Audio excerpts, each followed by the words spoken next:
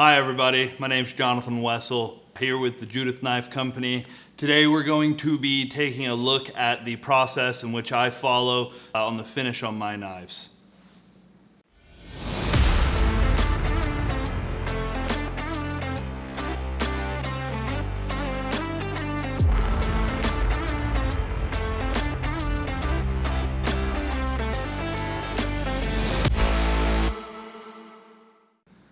Alright, so our first step here is I'm going to be putting the knives into the tumbler. I've actually already put these knives through one ferric chloride acid bath, but during the shaping process I do round the spines of my knives, so that is down to bare steel again. So I'm going to blacken the whole knife with the handles on. It's really important to have a good fit up here, and then it's going to go into the tumbler for a stone wash. The media I'm using in my tumbler right now is some pea gravel from a local hardware store, and then I'm also using some ceramic media from Harbor Freight. And then lubricating during this process helps everything stay a little bit more dust free. I actually use a good squirt of some WD-40. Helps keep everything really low dust, and the WD-40 displaces water so I don't have to worry about my knives rusting while they're in the tumbler. During this process, the handles are actually already glued onto the knives and shaped and polished. The media actually roughens up the surface of the handles to provide just a little bit more grip. So to pull the knives out, they aren't sharpened yet, so I can just reach in there with my bare hands and grab them out of there. I do check them pretty frequently while they're in there so I can stop them when they're at a good point and I'm happy with the finish. Next up, I'm going to rinse them off anytime that the knives are going to be touching water, whether that's washing off a lubricant or some sort of dust. I do give them a nice liberal oiling afterwards. Next up, we're going to move into the clean room and move over to the fiber laser. This is one of my favorite tools, and it is one I'm very unexperienced with. It's something I'm definitely taking a long time to learn how to use, as it is completely out of my wheelhouse. I'm not very savvy with computers. So the laser is a really cool tool. It uses a focused beam of light to burn the surface of the metal. It only removes a small amount of material at a time, so we do a lot of passes. It's capable of cutting all the way through the knives if I let it run for long enough and adjust at the focal length.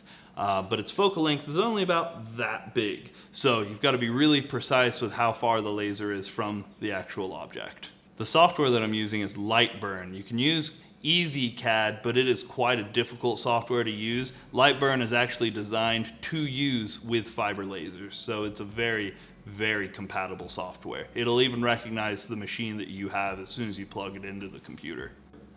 You can see me lasering the tree for my company's logo right here, and under that is my mother's first name, Judith. This is a fresh redesign of the logo. My good friend Maverick helped me design the profile, and then my friend Mitch, who's really into lasers, helped me finish out and get the settings dialed in for my machine. On my knives, I also laser the blade steel, which is 52-100 industrial ball bearing steel, and then on the back I laser the city and state they're made in. That's Ashland, Kentucky, where I grew up, a really, really awesome place. Every knife does receive a serial number before it leaves the shop. It's a really cool way to make each knife unique and special. Oh man, sharpening. This is probably my best skill set that I have. I've personally sharpened over 300,000 knives. There was a lot of rough estimations in that number, but 300,000 is a conservative number. I sharpen knives professionally in Las Vegas and for New West Knife Works and Tops Knives, full-time, each of those. So it's definitely something I've got a lot of experience doing and something I feel very comfortable doing. The machine I'm using is a 2" by 72" belt grinder. I actually have the belt running away from me, and I sharpen on the top portion that's unsupported. That gives my knives a nice convex edge and a razor sharp edge as well. I use a X-weight 220 grit belt, and then I move straight over to a leather buffing wheel. It is an awesome combo, definitely an industry standard. And then I use a green buffing compound on my leather buffing wheel, and I've never been happier with the results. Hair shaving sharp right off the machines. One of the ways that we like to check to see if our edge is nice and deburred and razor sharp is a paper cut test. You can see me here cutting some paper, just shaving it off. You don't want the knife to really hang up in any spots, and you want it to be a nice clean cut. So the next step would actually be sheath making. Each sheath is custom fit to each knife. We've already shown you guys a bit of that process. That'll be in the video linked at the end. During my finishing step, I like to use a lanolin-based oil. Lanolin comes from sheep's wool. It has a lot of properties that are really good for metals, and it's non-toxic to humans. So great for an outdoor knife, something that could come potentially in contact with food.